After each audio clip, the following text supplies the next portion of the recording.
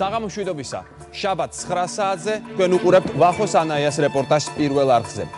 დაიწყო მსოფლიო ჩემპიონატი და მთელი მსოფლიოს, მათ შორის საქართველოს, თქვენი, ჩემი და უამრავი ადამიანის ყურადღება მიპყრობილია სამხრეთ აფრიკისკენ. მაგრამ დიდი ფეხბურთის პარალელურად დიდი პოლიტიკური ცხოვრებაც გრძელდება და ჩვენი ქვეყნის გარშემო ხდება ისეთი ამბები, რომელიც ჩვენ აუცილებლად უნდა ვიცოდეთ. დღეს გადაცემას გთავაზობ სწორედ დიდი პოლიტიკის შესახებ, რომელზეც მნიშვნელოვნადაა დამოკიდებული ჩვენი ქვეყნის მომავალი. დიდი პოლიტიკა, ელისეის სასახლე და საქართველო. თბილისი, პარიზი, მოსკოვის პოლიტიკური სამკუთხედი.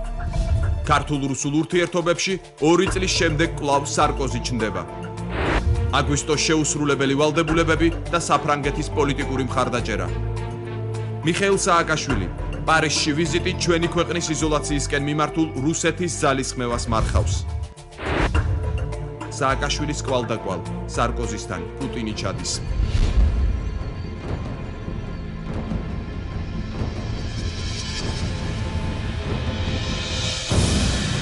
იცით თუ არა რა არის მისტრალი? როგორ ემუქრება ის თითოეულ ჩვენგანს და ჩვენს სახელმწიფოს განადგურებით. და რატომ ოცნებობენ რუსები ფრანგულ ხომალდზე? ფრანგული ფლოტის მარგალიტის ჩვენი მტრის ხელში გადასვლის რთული პროცესი. მიხეილ სააკაშვილი, მისტრალი, ეს არის საფრანგეთსა და რუსეთს შორის ურთიერთობის საკითხი. რა ჩაძირავს მისტრალს? ომი თუ პოლიტიკა? რა შეაჩერებს ჩრდილოეთის ხარს? ჩვენთვის აქამდე უცნობი სამხედრო ხომალდი, დიდი პოლიტიკა და საქართველოს მომავალი. მისტრალი და პოლიტიკის მთავარი აქტორები.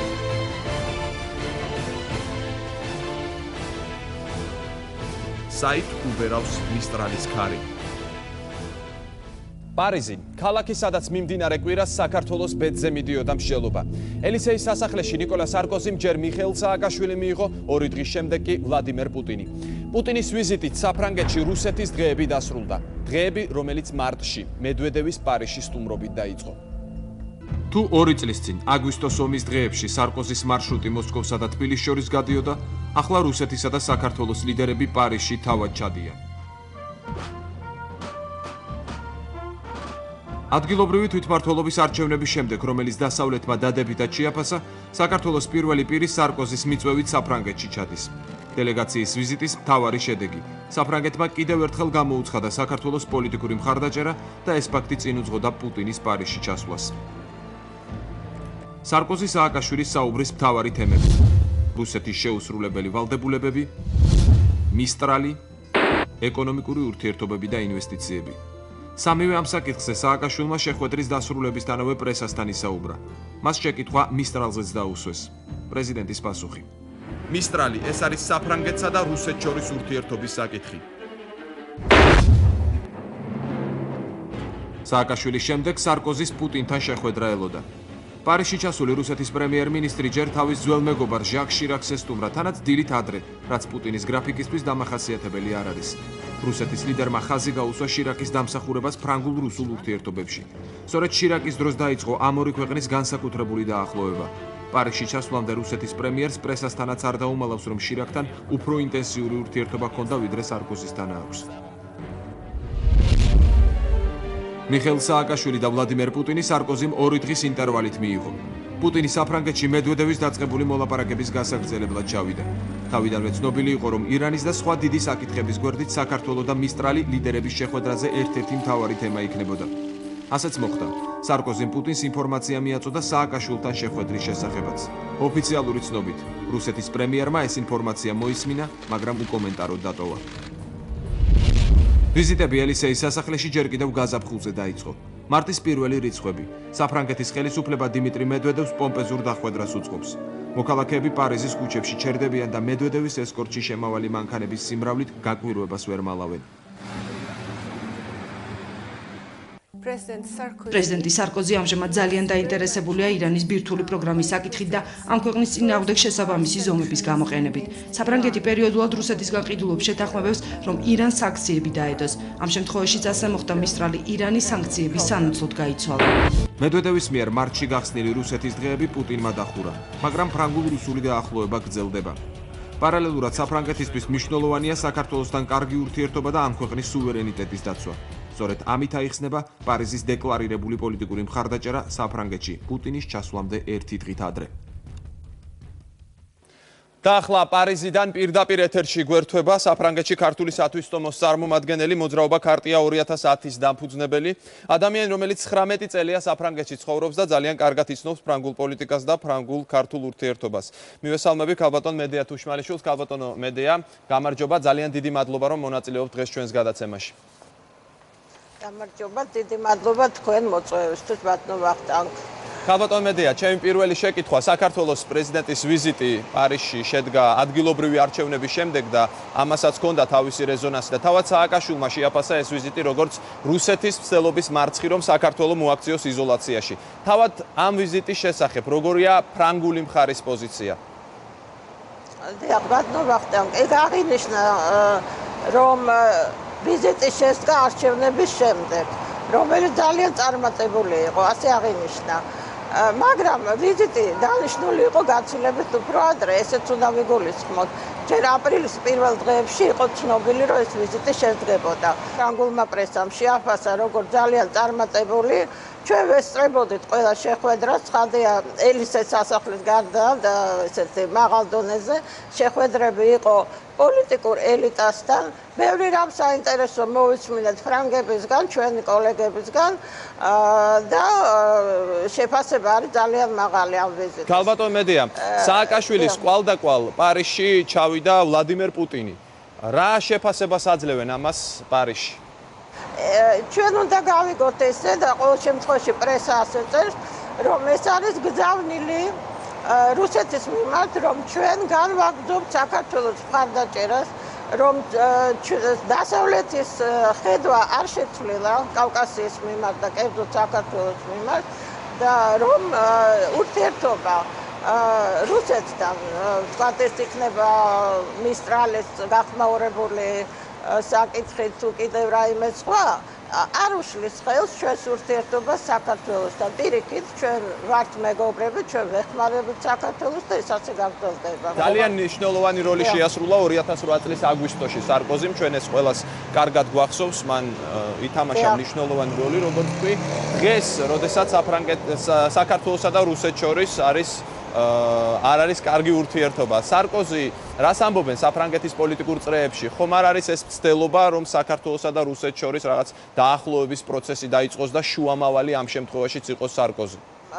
ის ფაქტი, რომ სარკოზი იყო ინიციატორი მაშინ აი ამ მედვედევ სარკოზის ცნობილი შეთანხმების, რა თქმა უნდა, ავალებს სარკოზის, რომ ეხლა უფრო აქტიური ნაბიჯი გადადგას. ესე იგი ვერ ვიტყვი რომ აიძულოს ეს ძალიან ესეთი რთული მომენტია, მაგრამ ყოველ შემთხვევაში უფრო მკაცრი ტონი აიღოს რუსეთთან მიმართებაში, რომ ეს ხელშეკრულება ბოლოს და ბოლოს შესრულდეს. სარკოზი ამბიციური პოლიტიკოსია, მას რა თქმა უნდა მის რენომეს ეს შელახავს, თუ კი ეს არ შესრულდება პირველ რიგში სარკოზის და ამიტომ მე ვფიქრობ, რომ ის ყველანაირად ეცდება რომ როგორმე დაიყოლიოს რუსეთი ამ ხელშეკრულების შესრულებაზე. მისტრალზე დღევანდელ გადაცემაში ჩვენ ძალიან ბევრს ვილაპარაკებ და მე მაინტერესებს საფრანგეთის პოლიტიკურ წრეებში რამდენად ჩანს და აშკარაა თქვათ აზრთა სხვადასხვაობა, უნდა მიჰყიდოს თუ არ უნდა მიჰყიდოს საფრანგეთმა რუსეთს მისტრალი. იცით რა, ეს თავიდანვე ეგრე იყო, რომ საზოგადოებამ, ფრანგულმა საზოგადოებამ, ინტელექტუალებმა ეგრეთ წოდებულმა, ცნობილია უკვე საქართველოში მათი სახეები. ეს არის გლუქსმანი, ეს არის ბერნარ ანრი ლევი, ეს არის ფრანსუა სტომი, დიდი პოლიტოლოგები, მცოდნე რუსეთის კარგი. რა თქმა უნდა, მათ განგაში ატეხეს, მათ ესე იგი მთელი საზოგადოება მხარში ამოუდგა, მაგრამ ეხლა დღევანდელ ეტაპზე აქ უკვე სხვა ჭრილში წავიდა პოლემიკა. ესე იგი, რა თქმა უნდა, წინააღმდეგი ისევე არიან და ისევე იწერება ამის შესახებ. მაგრამ შეხვედრის დროს ჩვენს პრეზიდენტთან მიხეილ სააკაშვილთან სარკოზიმ ცადა აეხსნა მისი ნაბიჯი, რომ ეს არის გამოწვეული მხოლოდ იმით, რომ რაკი ჩვენ ვთხოვთ რუსეთს იყოს ჩვენი პარტნიორი მთელ რიგ საკითხებში, იქნება ეს ირანი, ავღანეთი თუ კიდევ სხვა რამე. ამიტომ ჩვენ მას ნდობა უნდა გამოუცხადოთ ყველა ასპექტში. არგუმენტი რა თქმა უნდა სუსტია, მაგრამ ჩვენ ალბათ მაინც უნდა მივიღოთ. ძალიან ბევრი იწერება საფრანგეთში არსებულ რუსული ლობის შესახებ. ვინ ასოცირდება ამ რუსულ ლობისთან, ვინ არიან ეს ადამიანები და მართლაც ამდენად ძლიერია რუსული ლობი საფრანგეთში, რომელსაც სარკოზიზე აქვს გავლენა? იცით რა, რუსული ლობი ძალიან ძლიერია. ყოველთვის იყო ძლიერი, დღეს კიდევ უფრო ძლიერია. შეისყიდეს რამოდენიმე გაზეთი, რა თქმა უნდა, კაბინეტებში ყავთ სხვადასხვა დონის კაბინეტებში თავიანთი წარმომადგენლები, მაგრამ მე თუ მკითხავთ, მე მიგვირს კიდეც რომ ამდენი მილიონი იხარჯება რუსეთის მიმართ, მაგრამ შედეგი მაინც ის არ არის, რაც ესეთ უნდა იყოს, იმიტომ რომ ძალიან ხშირია ფრანგულ პრესაში ძალიან უარყოფითი სტატიები რუსეთის. თუმცა პოლიტიკური თვალსაზრისით სარკოზი აშკარად გადაიხარა მოსკოვისკენ და მას კარგი ურთიერთობები აქვს მედვედევთან. იცით რა, მე მაინც ასე ძალიან კატეგორიულად არ ვეწყობდი. ჩავთვალოთ, რომ ეს არის რაღაც პრაგმატიზმით ნაკარნახევი, რაც ევროპისთვის მით უფრო ძალიან დამახასიათებელი იყო. ყველა ეტაპზე მე არ ვიცი რატომ ამბობენ, რომ დღეს მაინც და მაინც ევროპა შეიცვალა, არ შეცვლილა. ევროპა ყოველთვის ძალიან პრაგმატული იყო. მოვიგონოთ თუ გნებავთ იალტა, მოვიგონოთ უფრო ადრე მიუნხენი, ასე რომ მსგავსი რეციდივები ყოველთვის იყო ევროპაში, მაგრამ თქვა კავკასიის მიმართ დამოკიდებულება კერძოდ საქართველოს ძალიან დიდი მადლობა იმისთვის, რომ მიიღეთ ჩვენს გადაცემაში მონაწილეობა. ეს იყო პირდაპირ ჩართვა პარიზიდან საფრანგეთში ქართული სათვისტომოს წარმომადგენელი მოძრაობა ქარტია 2010-ის დამფუძნებელი ქალბატონი მედეა თუშმალიშვილი. ფრანგულ-რუსულ-ქართულ ურთიერთობებში ბოლო პერიოდში მისტრალის საკითხი განსაკუთრებით გამოიკვეთა. ჩვენ მყიდველები ვართ, თქვენ გამყიდველები, ვისგანაც არ უნდა ვიყიდოთ მისტრალი, ჩვენ ვიტოვებთ უფლებას ის იქ და იმ დროს გამოვიყენოთ, როგორც საჭიროდ მივიჩნევთ. ამბობდა ვლადიმერ პუტინი რამდენიმე თვის წინ. BBC მაშინ პუტინის სიტყვებს ასეთი კომენტარი გაუკეთა. ცხადია, რომ ასეთი შეიარაღება რუსეთს თავისი მეზობლების წინააღმდეგ აგრესიის ინტენსიფიკაციის საშუალებას მისცემს. ისეთი შთაბეჭდილება იქნება, რომ საფრანგეთი რუსეთს ახალი იმპერიალისტური ომებისთვის მწვანე შუქს უნთებს. ახლა კი პარიზში ჩასვლის დღეს, აი რა თქვა პუტინმა მისტრალზე. ეს არ არის ის შემთხვევა, როცა ასეთი შეიარაღების გამოყენებაა საჭირო, როგორც მისტრალია. თანამედროვე შეტევითი კომპლექსები იძლევა საშუალებას საქართველოს ტერიტორიის მთელ სიღრმეში ნებისმიერი სამხედრო ოპერაცია რუსეთის ტერიტორიიდან ვაწარმოოთ. ამისთვის მისტრალი არ არის საჭირო. რატომ გონიათ, რომ რუსეთი ამ საშუალებების გამოყენებით აუცილებლად ვინმეს დაესხმება თავს? უნდა ენდოს თუ არა საფრანგეთი პუტინის პირობას. მისტრალს რუსეთი ყიდულობს, საქართველო კი შიშობს, რომ მის წინააღმდეგ გამოიყენებენ. გაგვიჭირდება მისტრალის გარიგების სრულყოფილად გაგება, თუ მას არ შევხედავთ უფრო გლობალურ ჭრილში. თუნდაც რუსეთ-საფრანგეთის ბოლოდროინდელი ურთიერთობების და ახალი მსოფლიო პოლიტიკური რეალობის კონტექსტში. პატარა საქართველო და დიდი სახელმწიფოები. ჩვენი რეპორტაჟის მეორე ნაწილი. რუსეთს თუნდაც ერთი მისტრალი მაინც რომ ყოლოდა საქართველოსთან ომის დროს, ამ ქვეყნის დამორჩილებას 40 წუთი დასჭირდებოდა.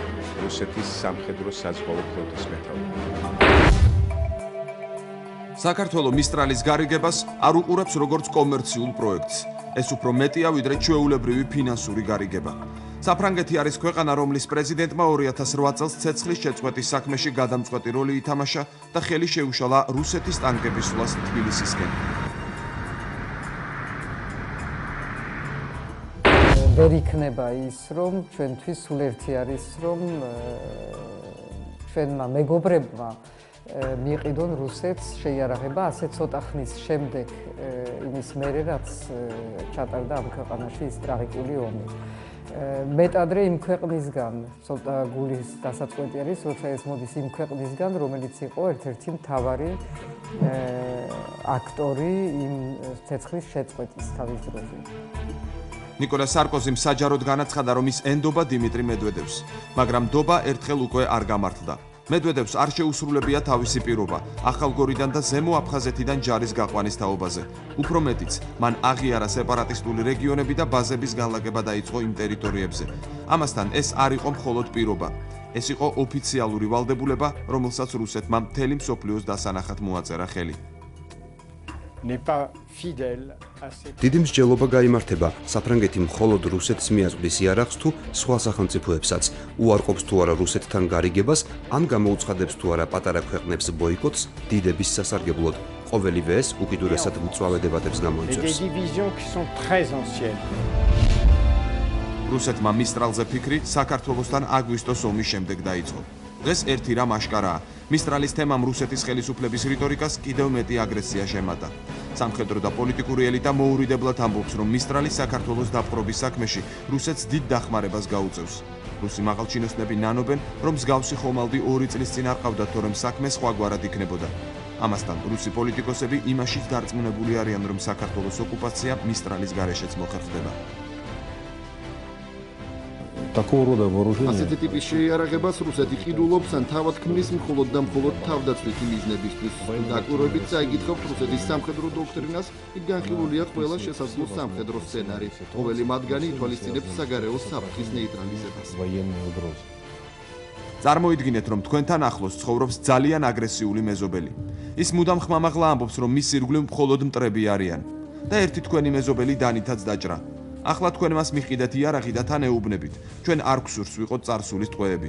ამაზე ეს აგრესიული მეზობელი მხიარულად გეუბნებათ. შესანიშნავია, ეს იარაღი რომ ადრე მქონოდა, ის მეზობელი, რომელიც დავჭერი, ახლა მოკლული მეყოლებოდა. აბსურდის თეატრია, წერს ერთ-ერთი ესტონელი ჟურნალისტი თავის ანალიტიკურ სტატიაში. შევადაროთ ესტონელი ჟურნალისტის ნახსენები აბსურდის თეატრი, როგორ ზუსტად შეესაბამება რეალობას. სარკოზის იმედი აქვს, რომ რუსეთი მისტრალს საქართველოს წინააღმდეგ არ გამოიყენებს. ვლადიმერ პუტინმა კი ერთ-ერთ პრესკონფერენციაზე ფრანგი ჟურნალისტის შეკითხვას გამოიყენებს თუ არა რუსეთი მისტრალს შავ ზღვაში, ეს პასუხი გასცა. თუ კი რუსეთი გადაწყვეტს მისტრალის ყიდვას, მაშინ ვერტფრენბზიც იქ გამოიყენებს, სადაც საჭიროდ ჩათვლის. ჩვენ მიგვაჩნია, რომ რუსეთის ხელისუფლება ასეთი ჟესტების შემდეგ არანაირად არ იქნება უფრო მეტად დაინტერესებული შეასრულოს ის პირობები, რაც მან დადო საერთაშორისო საზოგადოების წინაშე. ამ შემთხვევაში იგულისხმება, რა თქმა უნდა, 12 აგვისტოს შეთანხმება. გასათვალისწინებელია კონტექსტი, რომელიც თან ახლავს მისტრალის გარიგებას. შეთანხმებები, რომელსაც აღწევენ საფრანგეთი და რუსეთი ბოლო პერიოდში. ფრანგულ-რუსულ ურთიერთობებში დიდი გეგმები გამოიკვეთა. გარდა ამისა, სულ უფრო მტკიცდება შირაკის დროს ჩამოყალიბებული ღერძი მოსკოვი, ბერლინი, პარიზი.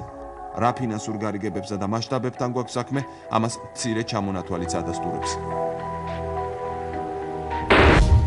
სარფიანი კონტრაქტები გაზპრომთან. ბოლო 10 წელიწადში 5-ჯერ გაზრდილი სავაჭრო ურთიერთობები. ბოლო 5 წელიწადში 10 მილიარდ დოლარზე მეტი ინვესტიცია რუსეთში. ასეულობით ფრანგული კომპანია რუსეთის ბაზარზე. საფრანგეთი ახლა დიდ ფინანსურ კრიზისშია და ყველაფერს აკეთებს იმისთვის, რომ მძიმე ეკონომიკური მდგომარეობიდან გამოვიდეს. ამას აქვს სპეციფიური მიზეზიც. საფრანგეთი ყიდის მისტრალზე შეუძლია გაყიდოს არა მარტო მისტრალი. ფრანგი ბიზნესმენები დაინტერესდნენ რუსეთით, დღეს საფრანგეთს და რუსეთს თაფლობისთვის დაუდგათ. ასეთ დროს მისტრალი არის სიმბოლური ჟესტი, რაც ნიშნავს ურთიერთმდობას საფრანგეთსა და რუსეთს შორის. საფრანგეთში რუსულმა ლობიმ სერიოზულად იმუშავა. მის ძალისხმევას უკავშირებენ სარკოზის მოსკოვთან გაუმჯობესებულ ურთიერთობას. პრორუსულად განწყობილი ჯგუფები ცდილობენ, რაც შეიძლება მეტი გარიგება და ფინანსური კავშირი მოიძებნოს ამ ქვეყნებს შორის და ურთიერთობები მაქსიმალურად გამტკიცდეს. რუსული ლობი კმაყოფილებას ვერ მალავდა შირაკის მმართველობის დროსაც, როცა პრეზიდენტს ხაზგასმულად რუსული სიმპათიები ჰქონდა. ამ ჯგუფს საამაყოდ მიაჩნდა, რომ შირაკმა რუსულის კარგად ბცოდნენ. ევგენი ონეგინიც კი თარგმნა ფრანგულად. თემამსოფლიო მიწა შეიძლება ფრანგებს დაავიწყოთ მაინც და მაინც, რომ დათვი არის ველური ცხოველი და არ შინაურდება. შეიძლება ერთხელ ჩაუდო შაქარი, ორჯერ ჩაუდო, შეიძლება ველოსპედის პედლების ატრიალებინო არენის გარშემო, მაგრამ მაინც გალეაში უნდა ყავდეს. იმიტომ რომ შეიძლება საკუთარი წვრთნელი და მომვლელი უბრალოდ შეჭამოს. დიდ პოლიტიკაში გადამწყვეტია თითოეული სიტყვა. ლიდერის მხრიდან ორაზროვნად გამოხატული პოზიცია ან ხშირად დუმილიც კი. ასეთ ვითარებაში ჩნდება შეკითხვა. მისტრალის მიყიდვა ხომ გაცილებით ვეტია ვიდრე დუმილი და რატომ არ შეიძლება რუსეთმა ეს ფაქტი ასევე ესპანეთსა და ჰოლანდიასთან დაწყებული მსგავსი ტიპის მოლაპარაკებების სამხედრო გემების შესყიდვაზე მწვანე შუქად აღიქვას, ან მინიმუმ საბოლოოდ უარი თქვას შეუსრულებელი ვალდებულებების შესრულებაზე. მისტრალმა თავად ფრანგულ საზოგადოებაში გამოიწვია აზრთა სხვადასხვაობა.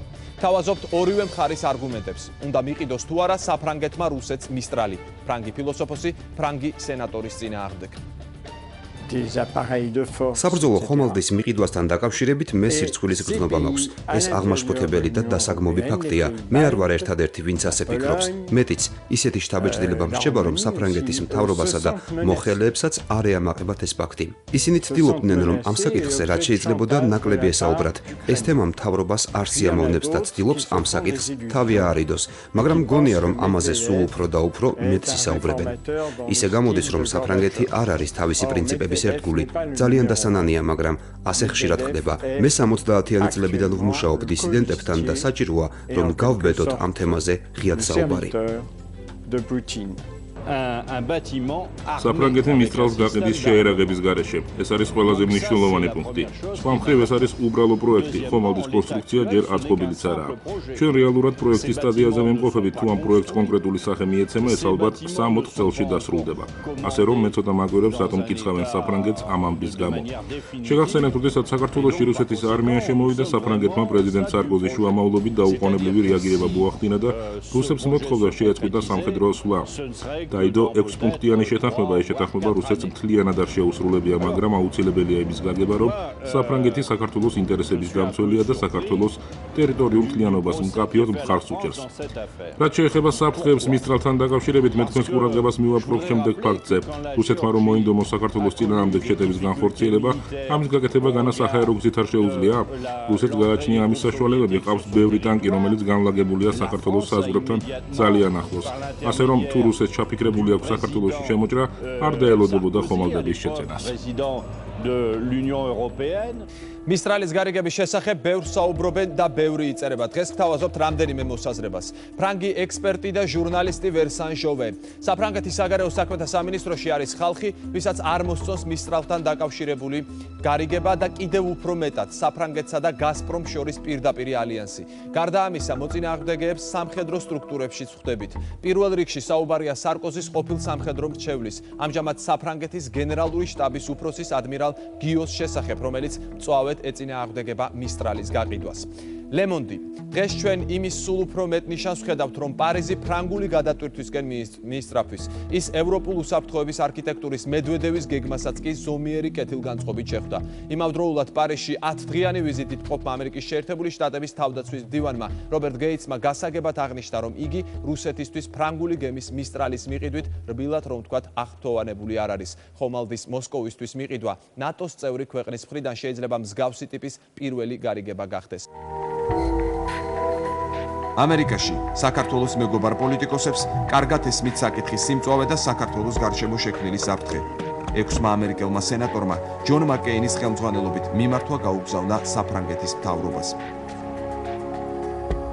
ჩვენ ვშიშობთ, რომ რუსეთისთვის გემის მიყიდვა აღქმული იქნება როგორც გზავნილი, რომ საფრანგეთი იწონებს ამ ქვეყნის დანაშაულებრივ ქმედებებს. რუსეთი არღვევს საქართველოში ცეცხლის შეწყვეტის შესახებ ხელშეკრულების პირობებს და არაფრად აგდებს ევროპაში შეიარაღების შემცირებაზე შეთანხმებას. გარდა ამისა, ეს საქმიანი გარიგება შეიარაღების ექსპორტის სფეროში ეწინააღმდეგება ევროკავშირის ქმედებებს. აღსანიშნავია, რომ რესპუბლიკური პარტია გაცილებით აქტიურია მისტრალის საკითხთან დაკავშირებით, ვიდრე დემოკრატების ადმინისტრაცია. მიუხედავად იმისა, რომ ობამას ადმინისტრაციასაც არაერთხელ გამოუთქვამ შეშფოთება მისტრალის გარიგების გამო.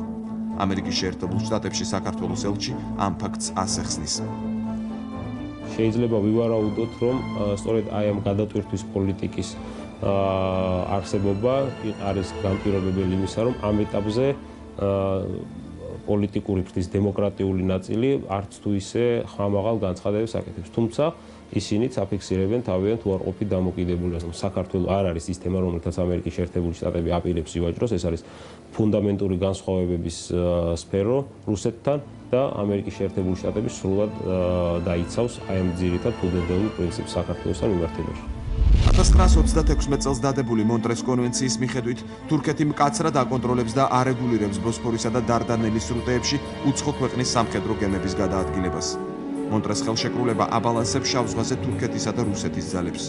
ჰადსონის ინსტიტუტის ევრაზიის პოლიტიკის ცენტრის დირექტორი ზეინო ბარანი მიიჩნევს, რომ თურქეთი შავ ზღვაში მისტრალის შემოსვლას პრობლემას არ და ვერ შეუქმნის. თურქეთისთვის შავ ზღვაზე ნებისმიერი სამხედრო გემის გამოჩენა შემაშფოთებელია, მაგრამ რუსეთს შავ ზღვაზე სანაპირო აქვს. გარდა ამისა, მე დარწმუნებული ვარ, რომ თურქეთი არ შეეწინააღმდეგება რუსეთს. თურქეთს არ უნდა რომ განარისხოს რუსეთი. საქართველოს და სხვა ქვეყნების შავ ზღვაში ხომალდის შესაძლო გამოჩენით შეშფოთებულები არიან, ამიტომ საქართველოს ხმა უნდა მიაწვდინოს ნატოს, ევროკავშირს და აუხსნას, რომ საფრთხის წინაშეა. იურიდიულად არ არსებობს გზა, რომ თურქეთმა შეაჩეროს რუსული ხომალდის შემოსვლა, არც დიპლომატიურად გაირთულებს ურთიერთობას რუსეთთან. And I'm not sure if the Turks would necessarily oppose it. არაერთი ექსპერტი ამბობს, რომ რუსეთმა ნატოში განხეთქილების შეტანა მოახერხა. ორგანიზაციის ბევრი წევრი არ ეთანხმება მისტრალის მიყიდვას, მაგრამ ვერც ვერაფრით ეწინააღმდეგება. ნატოსა და მისი გენერალური მდივნის ოფიციალური პოზიცია. საფრანგეთი ნატოს მნიშვნელოვანი პარტნიორია და მას ყოველგვარი საფუძველი აქვს დამოუკიდებლად მიიღოს გემების გაყიდვის გადაწყვეტილება. ამიტომ ალიანსი აღნიშნულ გარიგებაში არ მონაწილეობს. ამავდროულად ამ საკითხთან დაკავშირებით ალიანსის მთელ რიგ სახელმწიფოებს გარკვეული ეჭვები აქვთ, რისი გაგებაც ბოლო დროს განვითარებული მოვლენებიდან გამომდინარე ადვილად შეიძლება. იმეც ვიტოვებ, რომ რუსეთი გემებს რომელიმე მეზობელი სახელმწიფოს წინააღმდეგ არ გამოიყენებს. საფრანგეთი ნატოს წევრი სახელმწიფოა. ერთ-ერთი, რომელმაც ბუქარესტის სამიძე საქართველოსთვის მაპის მინიჭებას მხარი არ დაუჭირა. პარიზისთვის რუსეთთან ურთიერთობა და მისტრალის გარიგება მნიშვნელოვანია და ყველაფერს აკეთებს მის განსახორციელებლად. ახლა ამ მოცემულობაში საკითხი უკვე სხვანაირადაც შეგვიძლია დავსვათ. რისი გაკეთება შეუძლია თბილისს? ჩვენ ვერც მისტრალს ვერ დაუპირისპირებთ რამე სამხედრო თვალსაზრისით, ვერც სხვა შეერაღებას. საქართველოსთვის უსაფრთხოების გარანტია არის ორი რამ. პირველი ეს არის ნატოში ინტეგრაცია და ნატოს ფორმატიდან დაცვა საკუთარი უსაფრთხოების და მეორე არის თავდაცვითი შეერაღების ქონა, რომელიც იქნება უფრო შემაკავებელი ფაქტორი, ვიდრე ასე ვთქვათ უსაფრთხოების 100%-იანი გარანტია. ისტორიულ წყაროებზე დაყრდნობით არსებობს ცნობა, რომ 1921 წელს შავ ზღვაში ფრანგული გემი იდგა. მაშინ ოკუპაციის დღეებში ფრანგული გემის იქ ყოფნა საქართველოსთვის მხარდაჭერის მხოლოდ სიმბოლურ დატვირთვას ატარებდა, რადგან მას არსებითად რაიმე შეცვლა არ შეეძლო. მაშინ საქართველოს სახელმწიფოს ბედი გადაწყვეტილი იყო. შავ ზღვაში ფრანგული გემი შესაძლოა 21 საუკუნეშიც გამოჩნდეს და საქართველოს სახელმწიფოსთვის კვლავ ფაქტორი გახდეს. ამჯერად ფრანგული გემი შესაძლოა საქართველოს წინააღმდეგ გამოიყენა.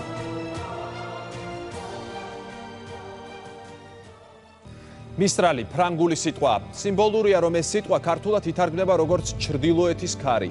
ამ გემს სამხედრო ოპერაციის დასრულება დროის უმოკლეს პერიოდში შეუძლია. იმაზე ჩქარა და წარმატებულად ვიდრე ამის წარმოდგენა შეგვეძლო. მისტრალი, ჩრდილოეთის ქარი. ჩვენი რეპორტაჟის მომდევნო ნაწილი.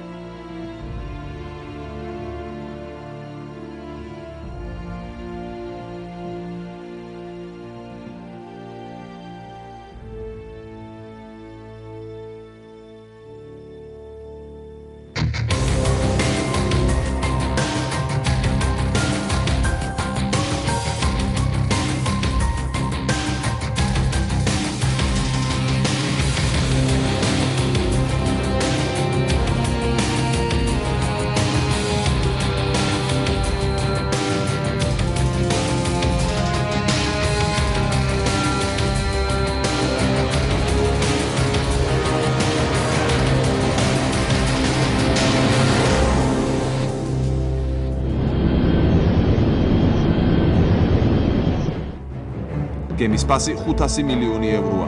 რუსეთს მოთხოვნა აქვს 4 გემზე, აქედან ერთს იყიდის, დანარჩენ 3-ს კი რუსეთში ან ადგილზე საფრანგეთშია აწყობენ. ეს უკანასკნელი საკითხი მხარეებმა მოლაპარაკების შედეგად უნდა გადაწყვეტონ.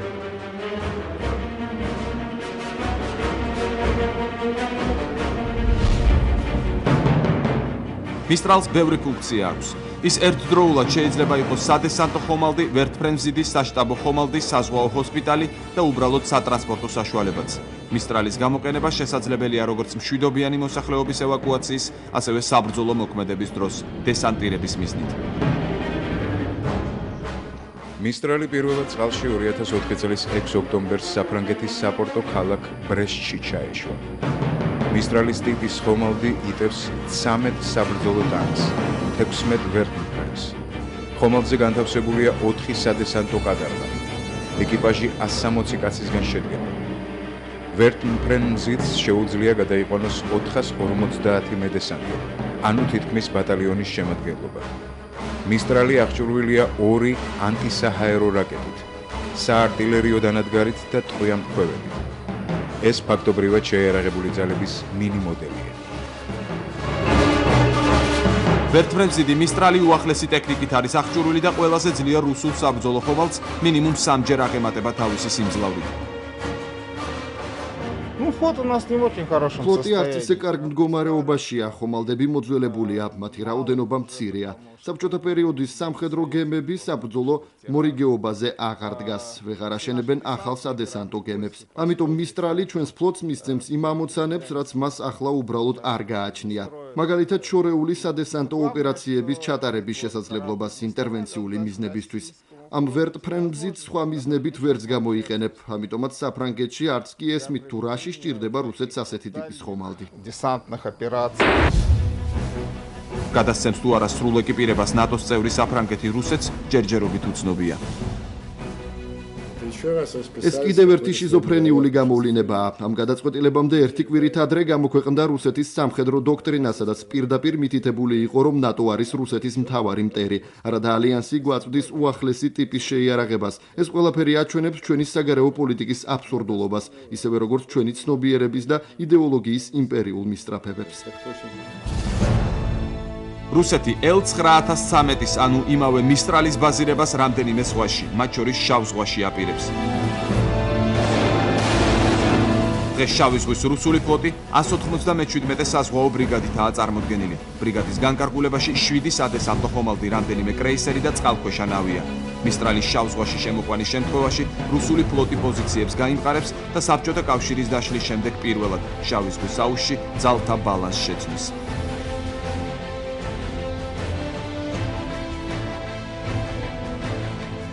ოფიციალურად არა მხოლოდ შავი ზღვის აუზში, მინდა გითხრათ, რომ თავის დროზე, როდესაც ტყის წესრიგში დადგა მისტრალის შეძენა რუსეთის მიერ, ბალტიის ქვეყნებმა და კერძოდ ესტონეთმა გამოთქვა შეშფოთება, რომ თუ კი ასეთი ტიპის შვეულმზიდი გამოჩნდებოდა ბალტიის ზღვაზე, ეს იქნებოდა საფრთხე ბალტიისპირეთის ეროვნული ინტერესებისათვის. კონტრადმირალი ალექსანდრე ჯავახიშვილი საბჭოთა ბირთვულ წყალქვეშა ნავს 7 წელი მეთაურობდა და დედამიწას წრედ 16 რაკეტიანი ბირთვული წყალქვეშა ნავით შემოუარა. დღეს კონტრადმირალი დარწმუნებულია, რომ რუსეთი მისტრალს ლოკალური ომებისთვის გამოიყენებს. 70% უნდა შეიცვალოს მთელი მაგათი შეიარაღება. იქ სულ დაბერებულია ყველაფერი. დაძველებულია ყველაფერი. ეხლა ჩემ დროს როცა მე ვსახურობდი ფლოტში, არც ერთი გემი უკვე აღარ არის. იმ წლების. სოყოლა უკვე ჯერჯერ ჩაბარებულია.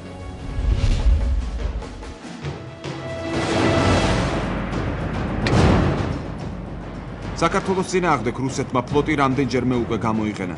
1993 წელს აფხაზეთსა და სამეგრელოში და 2008 წლის აგვისტოს ომში.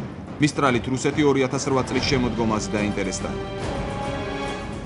საქართველოს წინააღმდეგ მისტრალის გამოყენების შემთხვევაში პოლიტიკური და სამხედრო მიმომხილველები მძიმე სურათს ვარაუდობენ. თუ მაგალითად საქართველოს შემოსაღწევად ჭირდებოდა როკის გვირაბში გამოვლა და იქ ნახევარი გასკორუნა ჩაუწვა ელემენტარულად ქოჩვენების წინააღმდეგობის შედეგად. ამ შემთხვევაში ეს არ დაჭირდება. მას შეუძლია მოადგეს საქართველოს ნაპირს, გაშლილ ადგილას, გაცილებით უფრო ადვილად შეძლო სამцоცხალი ძალის შემოყვანა ტერიტორიაზე, საქართველოს ტერიტორიაზე და შემდეგ გაშლა. აქედან შეიძლება დაიბომბოს ყველა ქართული ქალაქი ერთდროულად. მაგალითად, დაიბომბოს ვიძახი აქ სერიოზულ დამიზნებით ცეცხლს. რა მოხდება იმ შემთხვევაში, თუ მისტრალი შავ ზღვაში გამოჩნდება? რას გულისხმობდა რუსეთის სამხედრო საზღვაო ძალების მეთაური, როცა ამბობდა, რომ 2008 წელს საქმეს 40 წუთში მოამთავრებდა. ამ ყველაფერს მე ახლა ვიზუალურად გაჩვენებთ. დიდი ალბათობაა, რომ ვერტფრენზიდის ბაზირება სევასტოპოლის რუსულ პორტში მოხდეს. აქედან კი საქართველოს სანაპიროსთან მისასვლელად ხომალდს 24 საათზე ნაკლები დასჭირდება. დესანტირებისთვის კი ხმელეთზე რამდენიმე წუთია საჭირო. და კიდევ ერთი პირდაპირი ჩართვა ჩვენს გადაცემაში გიორგი ბარამიძე, პირველი ვიცე-პრემიერი, უპასუხებს ჩვენ შეკითხვებს, ის დელეგაციის წევრია და მიხეილ სააკაშვილთან ერთად მონაწილეობდა პარიზულ შეხვედრებში. ბატონ გიორგი, მოგესალმებით, დიდი მადლობა გადაცემაში მონაწილეობისთვის. საღამოშტოვისა, პირველი არა ვარ, უბრალოდ ჩვეულებრივი ვიცე-პრემიერი ვარ. კი ბატონო, პირველი კითხვა მაშინ გამომდინარე ჩვენი გადაცემის შინაარსიდან მექნება მისტრალის შესახებ. ამ ვიზიტის შემდეგ მისტრალის საკითხში საქართველოს ოფიციალური პოზიცია იყო ასეთ, რომ გამოთქვამდა საქართველოს ხელისუფლებას შეშფოთებას და პარიზში გამართული შეხვედრების შემდეგ ამ გარიგების თაობაზე მისტრალის საკითხზე იგივე პოზიცია აქვს საქართველოს ხელისუფლებას თუ მიეცა რაიმე დამშვიდების საშუალება და აღარ არსებობს მისტრალთან დაკავშირებით შეშფოთების საშიშროება? არა, მე ვფიქრობ, ჩვენი დამოკიდებულება ამ თემის მიმართ არ შეცვლილა და ჩვენი პოზიცია ჩვენმა მეგობრებმა, ფრანგმა კოლეგებმა კარგად იციან, რადგანაც ეს არ არის რაღაცა სპეკულაციებზე დაყრდნობილი, ვთქვათ, ჩვენი ვარაუდი, რომ რუსეთს უნდა ამ ტექნიკის გამოყენება მისი მეზობლების, ვთქვათ, პირდაპირ დასაშინებლად თუ არა შემდგომი აგრესიის განსახორციელებლად, მე ვფიქრობ, ამის თაობაზე ინფორმაცია საკმარისი აქვს ჩვენს ფრანგ კოლეგებსაც, არა მარტო ჩვენგან, არამედ ამერიკელებისგან, ნატოს და ევროკავშირის წევრი სხვა ქვეყნებისაგან. რა თქმა უნდა, ჩვენი ვიზიტის დროს მთავარი საკითხები იყო ძირითადად ის, რაც ყველაზე მნიშვნელოვანია ჩვენთვის, ქვეყნის სუვერენიტეტის მიმართ საფრანგეთის მხარდაჭერი პოზიციის გამტკიცება ტერიტორიული მთლიანობის მიმართ, რუსულ-ქართული კონფლიქტის მშვიდობიანად დარეგულირების საკითხში საფრანგეთის და ევროკავშირის მყარი მხარდაჭერა, ყველა ამ მიმართულებით მივიღეთ ძალიან პოზიტიური, ვთქვათ, პასუხი, ისევე როგორც საქართველოს ნატოსა და ევროკავშირის მიმართულებით ინტეგრაციის პროცესის მიმართ ერთმნიშვნელოვანი მყარი მხარდაჭერა იქნა გამოხატული, ასე რომ ახლა ეს მომავალში რაიმე გარღვევა ვალდებულებების შესრულების კუთხით შეიძლება ველოდოთ თუ ეს მაინც გრძელვადიან პროცესად რჩება?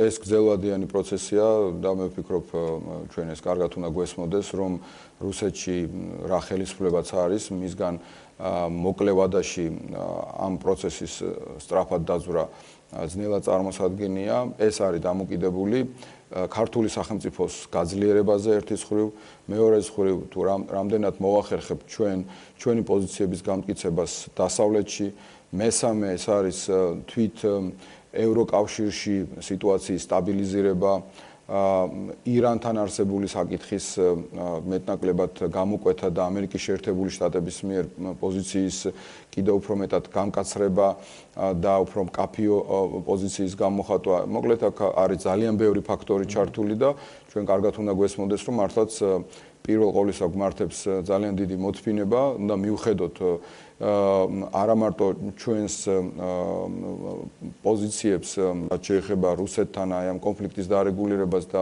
დეოკუპაციას, არამედ პარალელურად უნდა გავაკეთოთ ყველაფერი, რომ ქვეყანა დანარჩენი 80%, რომელიც არ არის ოკუპირებული, სწრაფი ტემპებით განვავითაროთ ჩვენი დემოკრატიული ინსტიტუტები, ეკონომიკური რეფორმები, მოვიზიდოთ დამატებითი ინვესტიციები, რომ საქართველოს მართლაც როგორც არაერთხელ გვითქვამს, გავხადოთ კიდევ უფრო მეტად მიმზიდველი ქვეყანა ყველა ჩვენი მოქალაქისთვის, მათ შორის იმათთვის, ვინც საოკუპაციო ზოლს მიღმა ცხოვრობს ოკუპირებულ ტერიტორიებზე, გავხადოთ საქართველოს ძლიერი ქვეყანა, მართლაც ევროპული სტანდარტების ქვეყანა, ეს მოითხოვს დროს და ჩვენ ვიცით, რომ მშვიდობიანად, სხვანაირად, დიპლომატიურად ეს საკითხი ისე ვერ მოგვარდება, ასე ვთქვათ, ერთ და ორ დღეში და თუნდაც ერთ წელიწადში. არ შეასრულა ვალდებულება, მე ვგულისხმობ საკუთარი შეიარაღებული ძალების ომამდელ პოზიციაზე დაბრუნებას და ამასთან საფრანგეთმა მას მიჰყიდა მისტრალი. საქართველოს ინტერესები ამ შემთხვევაში რამდენად არის დაცული და გათვალისწინებული და თქვენ ბუნებრივია swamdit ამ შეკითხვებს შეხვედრებზე და რა პასუხებს იღებდით ფრანგი დიპლომატებისგან და სახელმწიფოს წარმომადგენლებისგან? მიუხედავად გარკვეული იმედგაცრუებებისა, რომელიც არსებობს და ჩვენ ამის თაობაზე ვსაუბრობთ, ეხლაც მე ბერლინში ვიმყოფები და ამაზე ვსაუბრობდი კონფერენციაზე, რომელიც მიზღვნილია კავკასიაში კონფლიქტების დარეგულირებისადმი და ძალიან ბევრ შესთომაზე ვსაუბრობთ, რომელიც ადრე მომხდარა ევროკავშირის ქმედებებში, ევროკავშირის პოლიტიკაში, მიდგომაში. ეს ბევრი არის ეს საკითხები, აქ არ ვლაპარაკობთ, რომ მაგრამ მხოლოდ თეთრად არის საქმე, ან უნდა ვილაპარაკოთ, რომ მხოლოდ შავად არის. ძალიან ბევრი ასპექტია, მაგრამ მთლიანობაში ცხადია, რომ არა საფრანგეთის იქნება ეს გერმანიის თუ სხვა ევროპული სახელმწიფოებისა და ამერიკის ძალიან მტკიცე მხარდაჭერა საქართველოს სუვერენიტეტს და ტერიტორიულ მთლიანობისადმი, აქამდე რუსეთი თქვენ იცით რომ არაფერს არ იშურებს, დიდი ხანია მოაგვარებდა ძალიან ბევრი სახელმწიფოს მხრიდან ჩვენი ოკუპირებული ტერიტორიების აღიარებას და სხვანაირი პოლიტიკის წარმართვას და რაც მთავარია, დანარჩენი საქართველოს ასე ვთქვათ სამხედრო ძალით ოკუპაციასაც ალბათ თუ გავითვალისწინებთ მათ სამხედრო ძლევამოსილებას შედარებით საქართველოსაგან. ასე რომ ეს მხარდაჭერა არის, ეხლა ჩვენ ვსაუბრობთ უფრო ამ ურთიერთობების გამყარებაზე, გაღრმავებაზე, ყოველდღიური კონტაქტების უფრო მეტად გაინტენსიურობაზე, იმისათვის რომ აი დეტალების დონეზე ვიყოთ ერთმანეთთან კონტაქტში და ერთმანეთთან კონდეს კოორდინირებული ყველა ჩვენი მოქმედება, რომელიც ბუნებრივია კიდევ ერთხელ ვიმეორებ, იქნება დროში გაწერილი, მაგრამ გვექნება საერთო მიზანი, რასაც ქვია ერთიანი საქართველო, დემოკრატიული და ევროპული საქართველო. ძალიან დიდი მადლობა ბატონო გიორგი გადაცემაში მონაწილეობისთვის. ჩვენ შეკითხვებს გიორგი ბარამიძემ უპასუხა. დღევანდელი გადაცემა ამით დასრულდა. შევხვდებით ერთმანეთს მომავალ შაბათს საღამოს 9 საათზე პირველ არხზე. უყურეთ პირველ არხზე დიდ ფეხბურთს და ვახოს ანაიას რეპორტაჟს. მომავალ შეხვედრამდე.